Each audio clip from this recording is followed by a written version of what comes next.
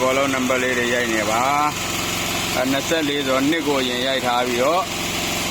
ဒုတိယအချိန်မှာ4ကိုရိုက်တာပေါ့နော်ပြီးရင်4တွေကိုရိုက်4တွေရိုက်4ပြီးနောက်ဆုံးညမှာ14ကိုရိုက်နံပါတ်တွေရိုက်တဲ့အခါမှာတော့အဖြူရိုက်တဲ့အတွက်ကြောင့်ကျွန်တော်တို့က2ခေါက်ပြန်ရိုက်တစ်ခေါက်ရိုက်ပြီးတစ်ခါလေမှုတ်မယ်လေမှုတ်ပြီးတော့မှတစ်ခါတစ်ခေါက်ပြန်ရိုက်တာပေါ့နော်နှစ်ခါပြန်ရိုက်မှလည်းစေးသားပို့လာပါတယ်ဒါကတော့တစ်ခေါက်တည်းရိုက်ထားတော့အောက်ကအင်ကြီးရဲ့ဒီရှိတ်ကလေးတွေပေါ့နော်စေးပပလေးပဲပေါ်တာပါနော်နှစ်ခေါက်ပြန်ရိုက်လိုက်တော့မှပို့လာမှာပါဒုတိယအကြိမ်ပေါ့နော်နောက်တစ်ခေါက်ပြန်ဆွဲတာ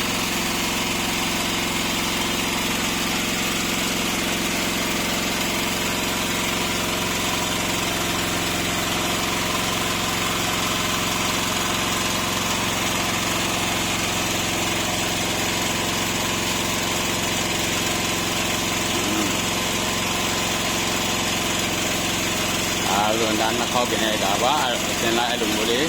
ကြိုက်သွားပြီးတော့မှ14ကိုနောက်ဆုံးကြမှာရိုက်တာပါနံပါတ်14ကိုဦးကြတော့မှရိုက်မှာပါ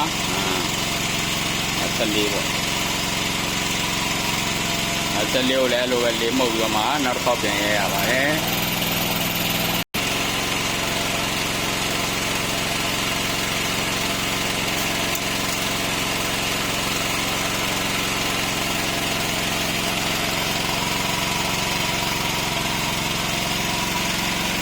ဒီနေ့ရိုက်ပြီးသွားတယ်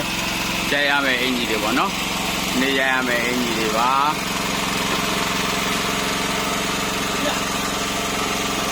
ပြီးချင်းကတော့မှရေသွားသေးရပါတယ်